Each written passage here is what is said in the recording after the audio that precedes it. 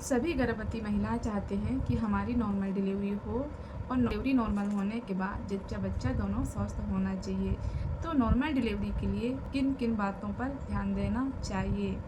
Hello दोस्तों, नमस्ते। आप सभी का स्वागत है मेरे YouTube channel Devanti birth baby में। सभी गर्भवती महिलाएं चाहते हैं कि हमारी नॉर्मल डिलीवरी हो और डिलीवरी नॉर्मल होने के बाद जच्चा बच्चा दोनों स्वस्थ होना चाहिए। तो नॉर्मल डिलीवरी के लिए किन बातों पर ध्यान देना चाहिए।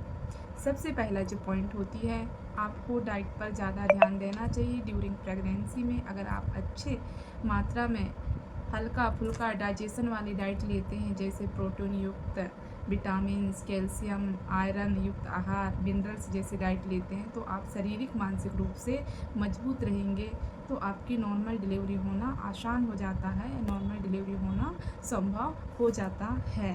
और दूसरा पॉइंट है, आपको भरपूर मात्रा में पानी पीना है। अगर आप भरपूर मात्रा में पानी पीते हैं तो आपका बॉडी डिहाइड्रेट नहीं होता है।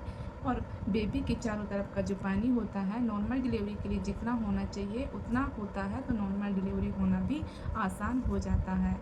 तीसरा पॉइंट है कि आपको स्ट्रेस बिल्कुल नहीं लेना है। अगर आप ज़्यादा स्ट्रेस लेते हैं तो ये भी इफ़ेक्ट करता है नॉर्मल डिलीवरी में, क्योंकि जो हार्मोन्स होते हैं वो इम्बैलेंस होने के कारण नॉर्मल डिलीवरी होना असंभव हो जाता है।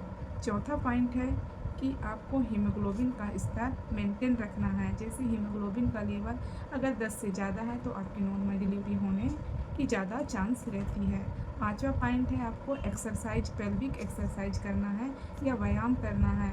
आपको 5 मंथ के बाद अगर आप पेल्विक एक्सरसाइज करते हैं, इससे नॉर्मल डिलीवरी होने की चांस, ये संभावना रहती है।